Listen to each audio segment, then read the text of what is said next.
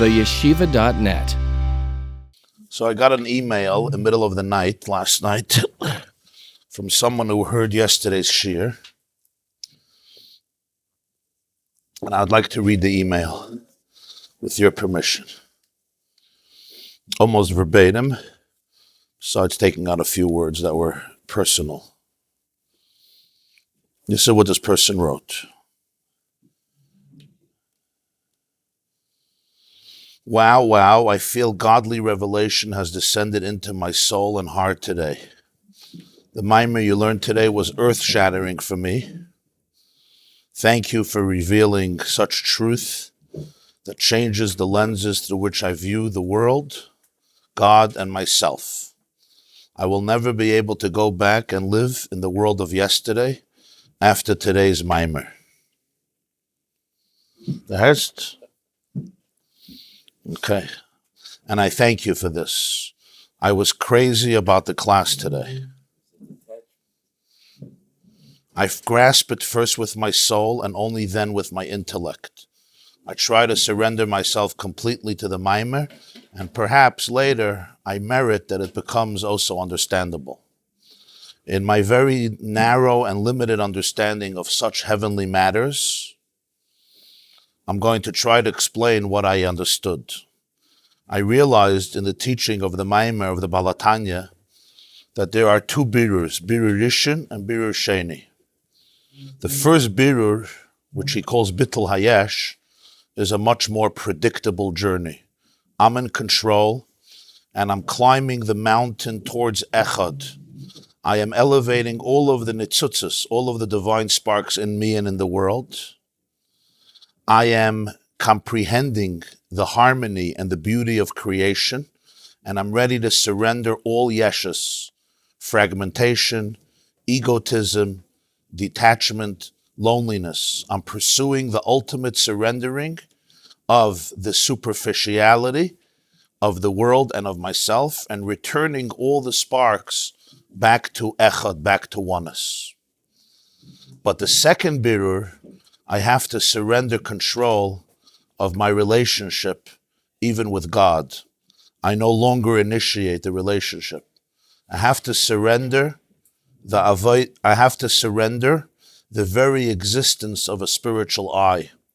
Without that surrender, there might not be any space for God's real love and real awe to descend and allow me to return everything to the ultimate echad. Birur rishon is powerful, but always on my terms. In the second birur, in this stage, the second birur, I can't exist. Therefore, I can't prepare for the relationship. I can't predict the relationship. I have to live in complete surrender from all aspects of existence, including spiritual existence. The deeper the surrender of control, predictability, space, time, and knowing, I must return as a fetus of God, where all those aspects of existence of before become irrelevant, because I don't exist as a separate being from God. Like in pregnancy, it's only the mother that initiates providing and nurture. Here too, it's God that brings down all the love and awe. This is not a bittul of self-expression to God, but it's a bittul that is God's expression. Can I maybe bring this down to relationships as well? There is the first level of a relationship, birur rishon, where I want to really connect to the other person, and I'm ready to transcend my separateness, my insecurities, my ego, my trauma. But only after the first birur can a relationship try to experience the second birur. Once you really worked on the first, you can go to the second step. The second step is much, much harder. It's about surrendering the I to otherness. The amount of trust and vulnerability needed for that, wow. To be in a relationship without needing to control it, predict it, expect it, pursue it, know it, or love how I want to love it, but instead remain open for the mystery and curiosity of the relationship and make space to allow for the other partner to express himself or herself how he or she needs to express the love that is experienced in the relationship. That makes for such a deeper, richer, and more meaningful and infinite relationship. Okay, there's a whole other section in the letter, but this is, I think this is enough.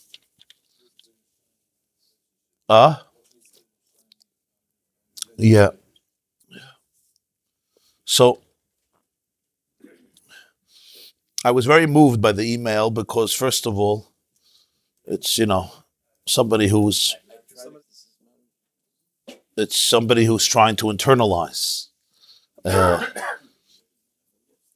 So I'm going to try to today, after a lot of questions that came in during the share and after the share, and also by email, some people explore this a little more. I'm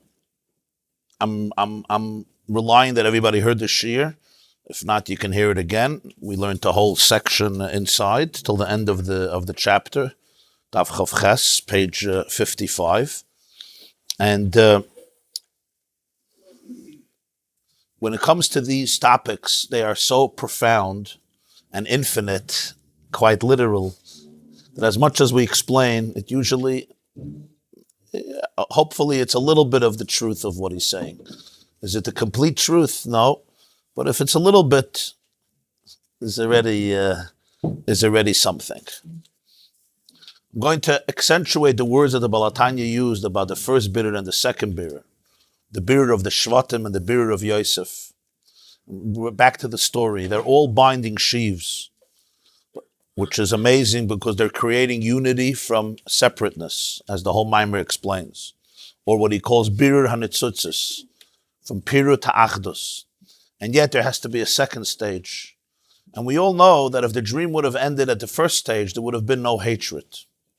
It's the second stage that created an envy or a difficulty or a challenge. Now, obviously, the Baal Tanya is assuming here that the hatred or the negative energy was a very deep one, meaning on one level it's much worse, but on one level it's much better. In other words, it wasn't just an envy and hatred. Tati gave him ice cream at Tzai Shabbos or bought him a beautiful cashmere sweater with many colors, and therefore we just despise him. But rather there was really a profound mistrust or distrust that was rooted in holiness, even if it was a mistake. So when Yosef's first dream says, Anachnu, we're all in a field and we're binding sheaves together. But then my aluma stands up and all of your alumas, all of your bundles come and turn to mine and they bow down.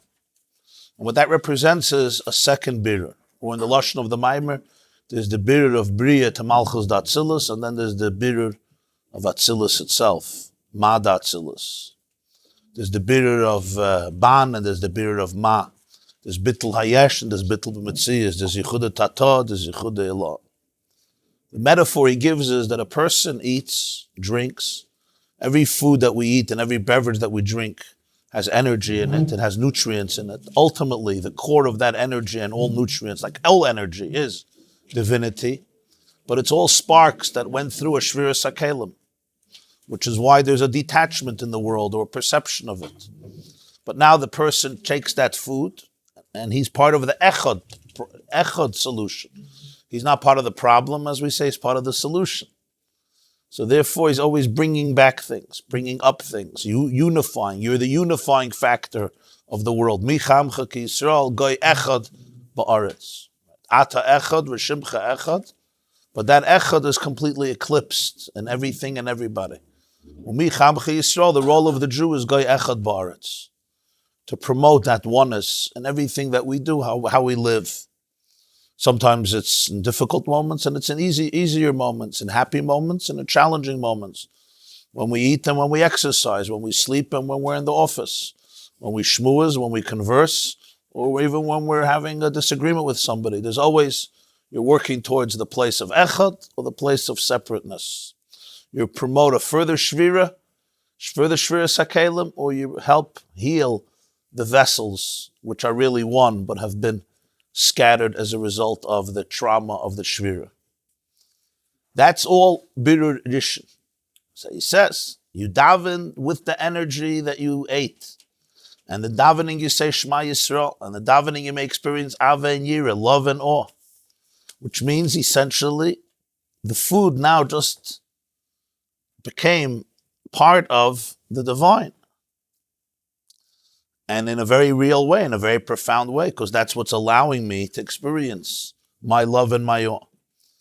So he says that's a mashal for bitter rishon. But to quote the Balatanya, Im kol zehu adayin rochik ma'oid mimuhus echad ha'emes. Still very distant from the essence of true oneness. Or as he puts it later, even a Mesiris Nefesh, of a echad, of Mesiris Nefesh ala nivre rochik adayin melikus. Very incredible words. Mesiris Nefesh of a nivre is rochik adayin ma'oid melikus. Mesiris Nefesh. So never just complete surrender, complete sacrifice, complete commitment, every fiber of your being. Because the most precious thing is life, physical life to us. And for the relationship, he's ready to give that up. He says, that is Rachik Adayin Melikus. The Chiddush by Rabbi Akiva is Yatsa Nafshay Be'echad, that there was an Echad from above that embraced the Echad from below. The Meve Echad Be'echad, that Yichudei Elah, Tata, could be included in Yichudei Elah. And that's the difference of Yosef and his brothers. They can accomplish the first birur, but they need Yosef to accomplish the second birur. And when Yosef gets to this part of the dream, that's when they tell him, oh, you're going to be a king over us. Hamalach timlach aleinu. Imashal timshal banu. Now let's say he will be a king over them. Why is that so astounding? Sometimes one brother becomes a king. I mean, in every family where there's a king, it's usually one. That was completely untenable for them. Hamalach timlach aleinu, imashal timshal banu. Both words they use. Really? And they loathe them even more. And then the second dream, exacerbates it, develops it even further. But let's say, hamalach timlach aleinu, imashal timshal banu. I mean, it's okay. He's Rachel's oldest son. He's Taka, their baby brother. He was born after most of the other Shvatim. His brother Binyamin was born later, but so what is it? It's just, we're older than you. Kings are always older. What's bothering them exactly? So I'm going to try Be'ezer Hashem at least to give some perspective, the way I understood it, or a little bit of how I understood it. The difference of Birur Rishon and Birur Sheni is extremely profound, and it's expressed in life constantly. And I'm going to give two examples from very mundane examples, and really maybe not so befitting to express the nimshal. But I think it's important just to be able to grasp ideas, to bring it down. Even the truth is, all examples and metaphors, I guess it's important to say this, are really not suitable when you learn these Maimonim, because they, even though they make it interesting and engaging, they really compromise the integrity of the Maimer. But like we always speak about silence, the appropriate way to learn is through silence. So if everybody's ready to do that and just come here and be silent, that's really how to do it. But since we live in a world of conversation, so therefore there's the ein mensch who speaks. Yeah, they used to say by Chassidim, what's the difference between, did I say this recently? What's the difference between a party, a sermon, and a fabrengen? Yeah? So by a sermon, a rabbi's sermon, one person speaks and nobody listens. By a party, everybody speaks and nobody listens. And by a fabrengen, nobody speaks and everybody listens. Okay, this is an alter word by Chassidim. Think about it. But we live in a world of words. So we try to use words to convey silence. Did that make sense, Reb Shalom? We try to use words to convey silence. Okay, but that's only Birur Rishon. Birur Sheni, you have to graduate from that. But how do you speak about that? Yeah. So we give Mishalom, I give Mishalom constantly, but remember that all the Mishalom at best is a certain way of grasping it in a particular way, and it's never Teves, the Etzem, and the Amitis of the Inyan. And the real difference here that we're addressing is perspective versus the reality on its own terms. I'm going to give a simple mashal that just gives me a little bit of a taste into the discussion, even though it's probably a very far from perfect mashal. I once went to the Grand Canyon with my wife. I was invited to Arizona for a Shabbaton in Sedona, Arizona. So I had some time on Sunday, I think it was. It was quite a few years ago, and we went to the Grand Canyon. So I wanted to read up about it a little bit. So I read up a lot about it. I mean, relative with pictures and what it is and how they understand how it was formed, you know, the size and the dimensions and the measurements and the beauty of it and the appeal of it and the history of it and the amount of tourists that come and how much money they make, of course. And I saw it and I thought I was very prepared. I was prepared. I remember we arrived, and I went out of the car, and I was punked in a place where you could see a lot of it.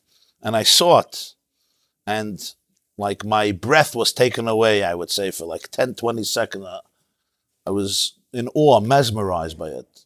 Because as much as I read about it and saw the pictures, it doesn't capture what's there. I think Mark Twain said, when God created the Grand Canyon, he did not create the adjectives to describe it.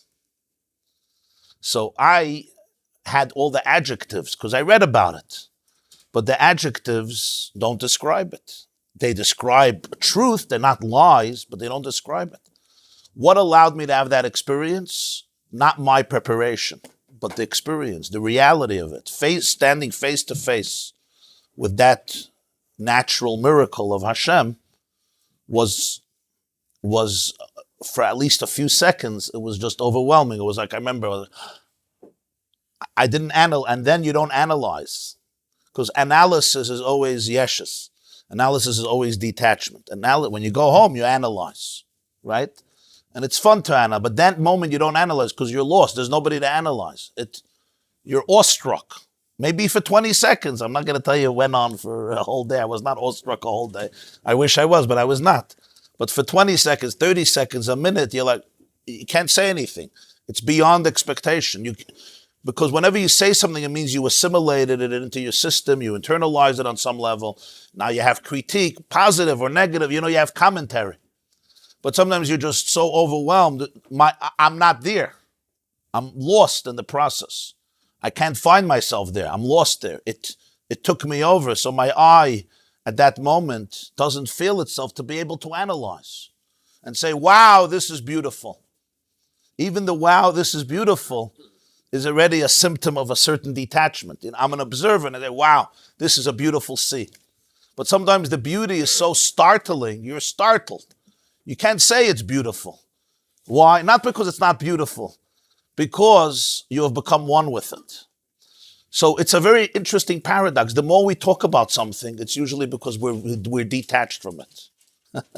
It's funny, but that's the truth. Sometimes you don't talk about something not because you're attached, because you couldn't care less. But sometimes talking, always actually, means that there's a certain distance, a certain experience. It's an experience that I'm describing now. I'm going to give you another metaphor. This may be controversial for some people sitting or listening, and I may get some email, but it's fine. Won't be the first time. And this has nothing to do with impeachment, has nothing to do with the character, has nothing to do with personality traits, has nothing to do with whether you love the president or you don't like the president. It has to do with what's called the position, which is why in halacha, you make a bracha when you meet a king, any king, a tzaddik or the opposite of a tzaddik. The Gemara says in brachas, we make a bracha, Baruch atah Hashem Elokeinu melech haolam, shenasan mikvoidei lebasav adam. And I know there's a debate in Poskim about a president of the United States, if you make a bracha with Shema Malchus, a bracha without Shema Malchus. Well, most poskim hold you make with Shema Malchus, because he has the ability to commute federal death sentences and to declare war, etc. So therefore, most poskim hold you make a bracha. Now that bracha, Chazal say clearly, in all the you make on any melech, even a melech who's far less than benign. And there's a reason for it, because it's not about the individual person and his own character traits and how refined he is. It's about the position, the throne of Malchus, which elevates a person to a different place. Kol sheken v'kal v'chaymer, if you're dealing with a person, who's a friend of the Jewish people and has done great things, etc. So I'm not now discussing the personality of the person. I want to say this because different people who listen to the shir are very sensitive. This is completely not a political discussion now, but I'm just an experience.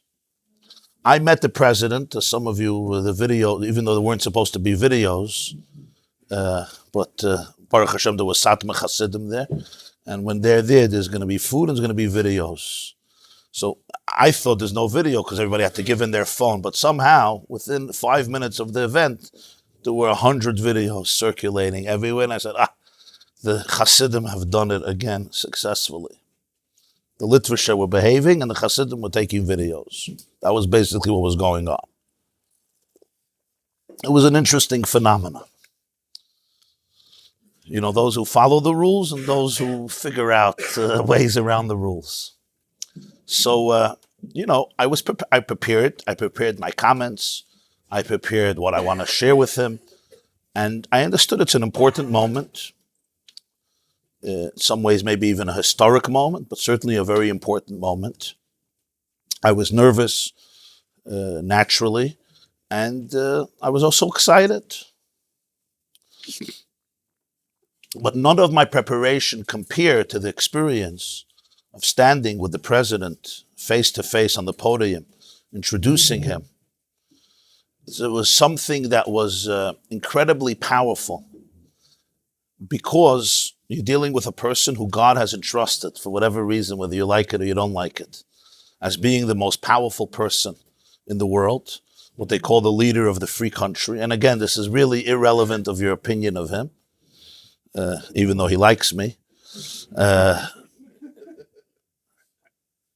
And especially, no question, that as a Jew, my personal belief is that what he has done for Israel and the Jewish people is incredible and historic and will yet go down in history.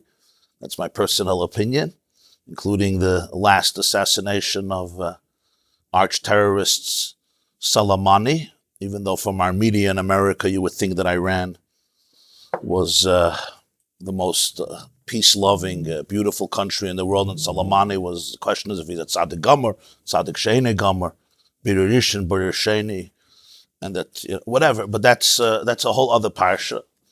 It's not for such early morning discussion, even though everybody woke up. And in my opinion, I can't say it's exactly the same because I don't think it's exactly the same. But criticizing this would be like criticizing somebody who shot and assassinated Hitler in 1925 or 1930. Again, I'm not comparing people, but you're dealing with arch-terrorists who want rivers of blood flowing in the streets of Americans, of Jews, and so forth. This is just my perspective. And I have to tell you that as I met him, and I made the bracha there, and I spoke a few words, I literally started to cry. And I didn't expect that. I'm meeting a president, very important. And then I realized that there was an energy that overtook me that was beyond what I could have expected. Not because I didn't do my homework, but because some things, as long as you're initiating them, it's just your experience of it, your understanding of it. But then when you come face to face with the actual person, with the actual moment, with the actual energy, it's a very different experience. And you almost, you lose yourself in it. And it's not something you can describe in words.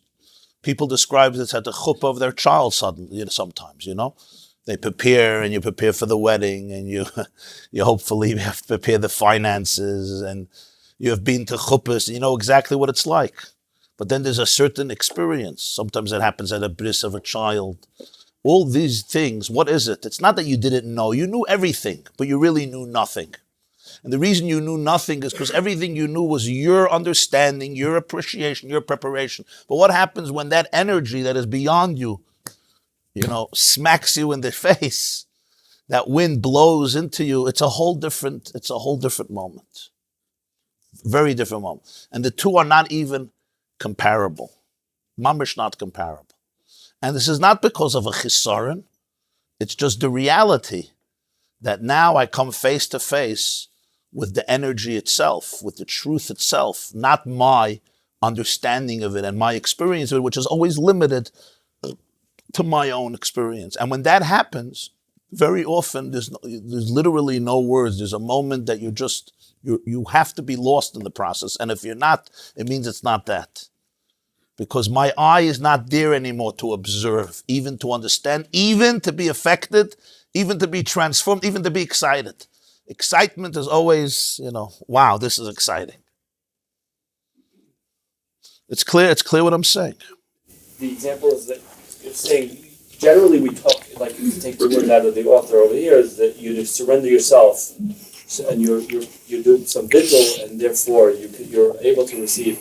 And like the example that you bring this morning, there doesn't seem to be a mirror taking place. It seems to be automatic just by the. Yeah. So I'm giving these mashalim, and again, very imperfect mashalim. Maybe it's even comical to say that my meeting with Trump is birusheni. I know but I'm giving these mashalim. I think they're important because let's now take it to the nimshal in Avodas Hashem. Bittul Hayesh is very, very deep. And it's always important when he goes to a second level and he's mavatal the first level, not to be at mavatal. Meaning, because the whole Maimer till now, he discussed the first bittul. So the Alter Rebbe, he goes to the next level and suddenly the first is like, euch me Yiddishkeit. It's important to have a perspective that he's not saying that. In other words, sometimes you learn about a new thing, so like the first thing, oh yes, it's nothing, it's just a joke. Bittul Hayesh is a joke. It's not the chas v'shalom. It's very, very deep. Elamai, he comes to a second level, so he brings out what the first level is missing. I'm just saying you have to understand that. What's the first? The first inyan is everything in my avodas Hashem is coming from me, which is exactly the way it's supposed to be. My mind, my heart, my soul, my understanding. I learn, I try to understand, I work on myself, I open myself, and I'm not talking working myself in an egotistical way, working on myself in a humble way, in an authentic way. That's what Bittul Hayesh means. And still, it's not Bittul B'Metzias. Why is it not Bittul B'Metzias? Because it's great, but it's all me. It's all me. It's my understanding of Bittul, it's my understanding of Achdus, it's my understanding of Nitzutus, it's my understanding of Elikus. And I'm opening up to it. I'm open, and it's affecting my behavior and my words and my speech and my action and my attitude. And it's incredible. It's an incredible level of refinement. It's called birur, means refinement. It's refinement. Yes, you open yourself up to refinement. My horizons are broadened and therefore humbled. And that's a tremendous journey. But Alter Rebbe asks one question. What does that have to do with truth? What does it have to do? There's another inyan, and that is that truth summons you. Echad ha'emes summons you. Taka, let's give the mashal that the email writer wrote in Relationships. Again, very imperfect metaphor, but a good metaphor. In a relationship, any relationship, especially in close relationships, parents and children, very close friends, children and parents, siblings, spouses. You want to work on your relationship. So you open yourself up. Right? You try to understand. You try to empathize. You want to connect. All doing your own work. You're doing your own work the way you see it, the way you understand it. But everybody understands that that's missing something. What's missing? What's missing is there's the relationship, the way you're affected actually by the other. It's not I initiated it and I created it and you created a whole plan and how it's going to work out. But then there's the impact of how you're affected by the other. Now, sometimes a person may not reach that place. There's something fundamentally deeply missing here. It's the energy of the other that affects me, that transforms me, that overtakes me. And that's a whole different experience. When you speak in Avodas Hashem, Bittul hayesh is always that the world and the person working in the world recognizes the truth of Achdus and therefore is mevatel the yesh. So why is that not bittul b'metzias? And the answer is because by definition it's always on my terms. That's what I have to work with. I have my heart to work with, my language to work with, my brain to work with. And even though I'm telling myself that it's about transcendence, but I'm telling myself it's about transcendence, and therefore the transcendence is a personal, subjective experience, which doesn't make it bad, it makes it wonderful. And even Mesiris Nefesh, so Mesiris Nefesh is I reach a conclusion that there's certain things that are so valuable to me and are so truthful that I'm ready to give up everything else for that relationship. So even that, one has to be sensitive to the fact that the Mesiris Nefesh of a Nivra, in the words of the Balatanya, is Rachik Ma'oid Me'echad Ha'emes. What does it have to do with the ultimate truth on truth's terms, on infinity's terms, that is completely beyond my experience of it and my understanding of it and my appreciation of it? And how can I ever retouch that? And the answer is, I can't touch that on my own. You're right. I can't touch that on my own. Because if I'm touching it, it's my touch. It has my touch. It has my imprint, which by definition is limited to my prism, my perspective, my understanding, as sophisticated, as brilliant, as spiritually sensitive as it is. What works very well about Chaim now, I think, is what was said about Rabbi Akiva. Akiva's whole life was a life of Mesiris Nefesh. Yeah. Obviously, he was chasing transcendence. It was the one moment in his life where he was really surrendering to an unknown, that he could not have any ongoing continuation. Yeah. And then there's a moment. She says, that's right, even the Ava and Yira of Tefillah, it's bitter on Nitzoitzes. So what did I do with the Nitzoitzes? I brought the Nitzoitzes to a place where my yesh was bottled. You're not going to call that bittul b'metzias. Why? Because bittul b'metzias means my whole metzias becomes one with the source. And here, it's my understanding of it. It's my appreciation of it. So therefore, in the bittul, there's still a yesh. Or what he calls it's yichud tata, not yichud elah. It's unity, but it's the way unity is experienced through my identity.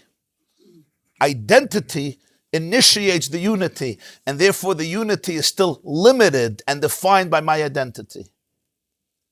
Now, one cannot go to Birur Sheni without Birur Rishon, because I first have to work through myself.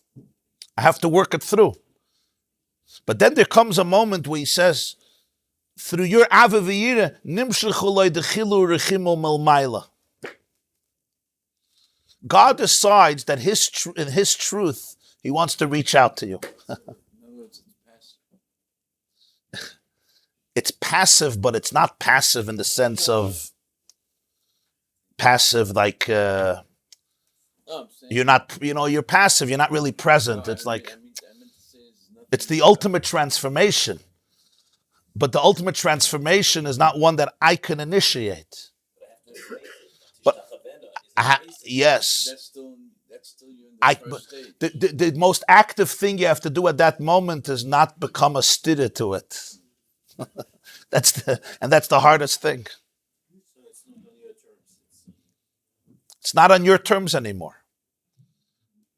And that moment is incredibly, I want to say the word powerful, but that would be the wrong word, because it's not powerful anymore. But it's incredibly transformative. Yeah. The one mistake this person made in the email was, that makes for such a deeper, richer, and much more meaningful relationship. That ruined it. You see, they went back to Birur Rishon. I understand why. We're tempted to go there. Rich, deep, meaningful. Those are words of Birur Rishon. Yeah. Right. But God didn't create the adjectives. And I don't think I'm going to create the adjectives in this shir. It's not, He didn't create adjectives by definition is not what we're talking about. Adjectives are wonderful. We can't live without adjectives. How do you communicate without adjectives? I wouldn't make a living if there were no adjectives. Your job of tishtachabena is itself a verb which is a verb of bittul, meaning not that you Yeah. do something to bir sheni, Yeah. allow bir sheni Yeah. to happen to you. Yeah. Whatever I do to make bitter sheni is not going to be bitter sheni. Because it's me climbing the mountain. You can, a person, how high can a climb? There's people who can climb Mount Everest. Tremendous feat. Sir Edmund Hillary was the first, and he was followed by many. People climb the Himalayas, other great mountains. And it's an extra feat. Is being a gift from above? Yeah, it's a gift. It's completely a gift. How do I climb a mountain? First of all, you need to be fit and athletic and train and have the right gear and eat right and realize how to deal with different conditions and hone your climbing skills and be able to deal with the dangers. It's incredible training. How high are you going to get? So even a success story, you're going to get to the top of the mountain. Now you say, but I want to climb to the moon. I want to climb to Mars. You can climb to the top of the mountain. For this, you need a spaceship to come and transport you there. Why is it? So we all understand. As far as I climb with my climbing, my feet and my body and my skills and my athletic prowess and my genius and my courage and my fearlessness, it's amazing. So I can climb 32,000 feet, 50,000 feet, which is an incredible experience. But I'm climbing, I'm climbing. Then there comes a certain point, I hit the top, I can't climb any further. Something has to take me out now of that realm. What does this mean spiritually? It means spiritually, all growth we often talk about is incredibly important. It's the growth that I initiate through my mind and through my heart. Now I ask you, what's the distance of the top of Mount Everest, to the moon? And what about to the sun? And what about to Mars? And what about to other planets?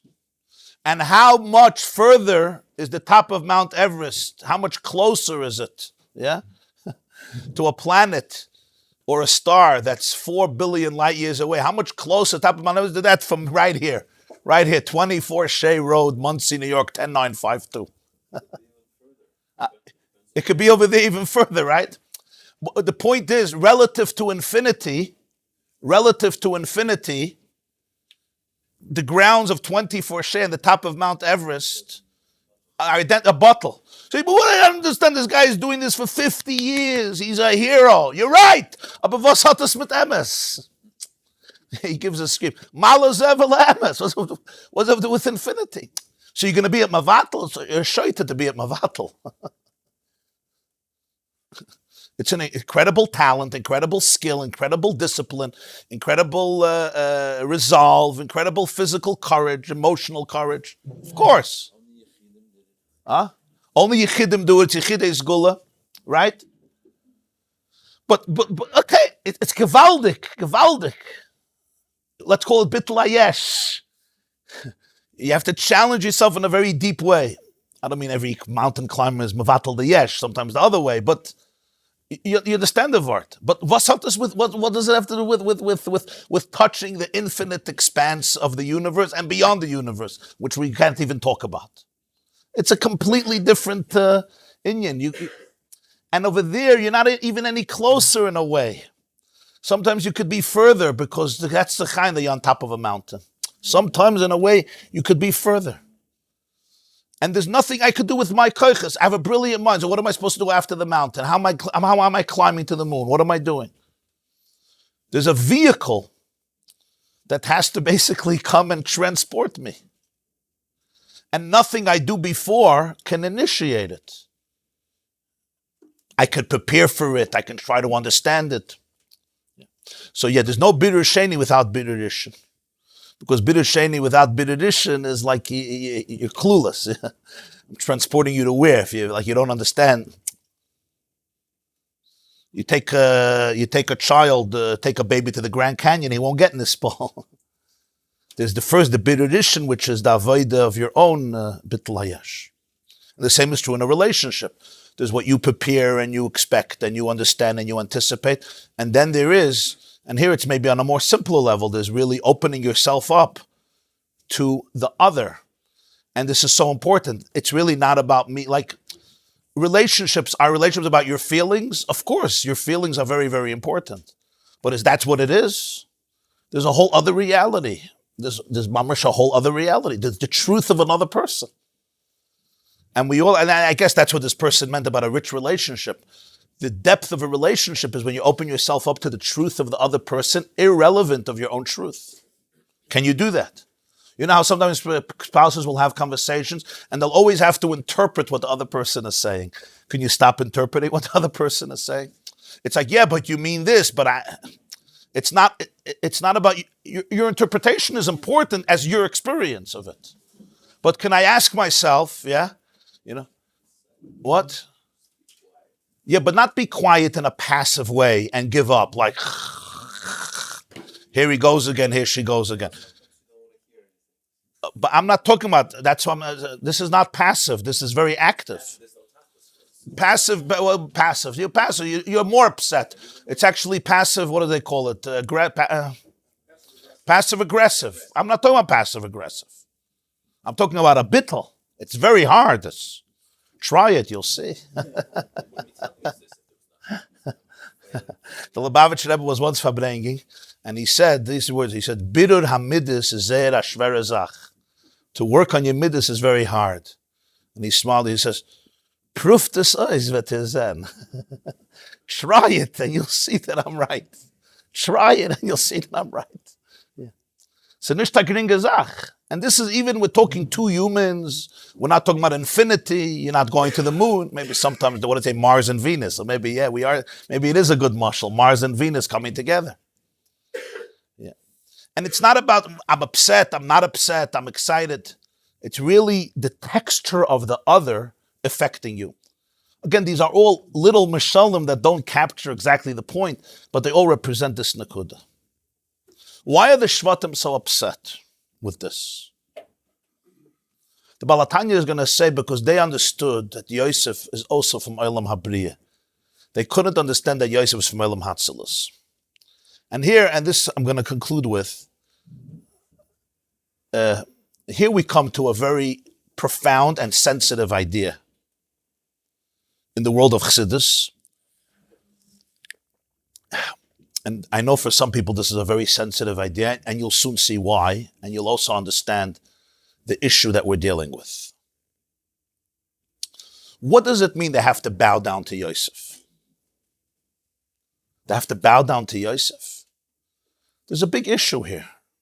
Avram Avinu refused to believe that we bow down to people. He broke his father's idols. And Avram Avinu was, according to the Medrash, he was cast into a fire for this. This was the revolution of monotheism. Yaakov Avinu protests Yosef's dream. Oh, we're all going to come bow down to you? But isn't there a bigger issue here? I understand Yosef, suddenly there's people bowing down to people. Their sheaves to my sheaves. Forget about you being a king. You're having these grandiose, Napoleonic ambitions of world conquest. Okay.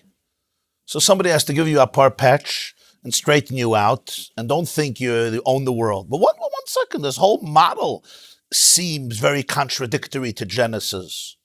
We bow down to God. We don't bow down to sheaves, and we don't bow down to people. No one brings that up. The issue here is if Yosef, Yosef not. Huh? No, where am I going? Huh?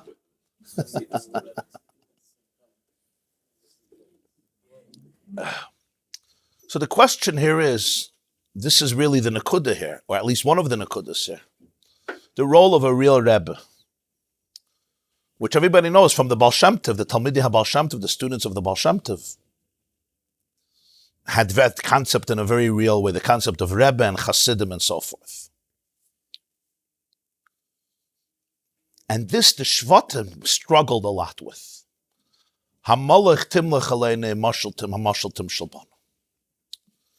Is their struggle authentic or inauthentic? It's authentic. Is it correct or incorrect? And the answer to that is a very, very profound answer. It depends. If Yosef is from Bria, then they say this is a terrible concept you're introducing into Judaism. You are destroying the oneness that's at the core of Judaism. You're creating this hierarchy that ultimately leads to corruption, manipulation, and exploitation. You hear? It's true. What do we say in Animal Farm? We're all equal, but some people are more equal than others. If God is real and we're really one, I got that. That's that. Oneness. Yes. Ma'almim alumim. We're good. But we come stage B. What's happening here? And who needs it? Who needs it? It's beautiful. The Maimon was very nice.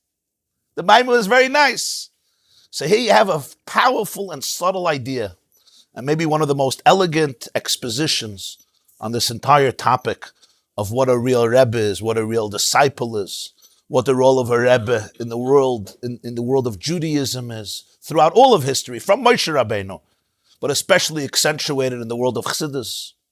Yeah. And it really boils down to one issue.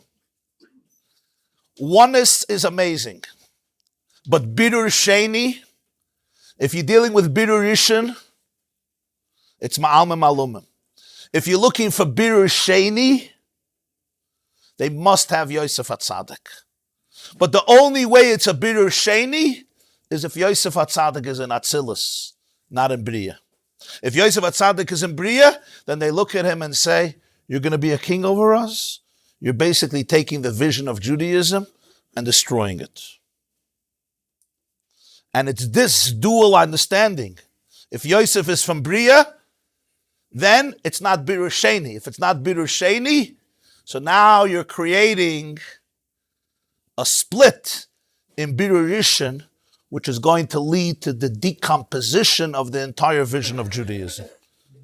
Okay, so you want to be like everybody else. We get it. So go become a real estate tycoon. Hopefully you'll make billions of dollars and everybody will worship you. This has no place in the family of Yaakov Avinu. Hamalech timlech aleinu mashal timshel banu. If Yosef is Atzilus, we have to understand what that means. Yosef lives in that world of Birur Sheni, in the world of Echad HaEmes. Imagine I'm in that state of those 20 seconds at the Grand Canyon perpetually. Ah? Yeah. Not just I am a conduit. The I ceases to be an I and only becomes a conduit. Bittul b'hametzias. Not that the yesh is bottle. Not I'm spiritual. So then Yosef can bring his brothers to a place where Birur Rishon could never bring him. And if you understand this, you'll understand all of the challenges and all of the blessings and all of the issues and all of the traumas and all of the truth that exists in this whole sugya. Have a wonderful day. It's Richard Maggot's part on Vayonas Vayitzach really comes in. Remind me. Yaakov, Teves. You need, Tanat the Messiah, Joseph was an Atzilus to Gid. So I'm saying you take a word like that. The Mosey Yoikna. He connected to his father's Teferes. This is where those kind of words about Joseph really. Right. This class is brought to you by theyeshiva.net. Please help us continue the classes. Make even a small contribution at www.theyeshiva.net/donate.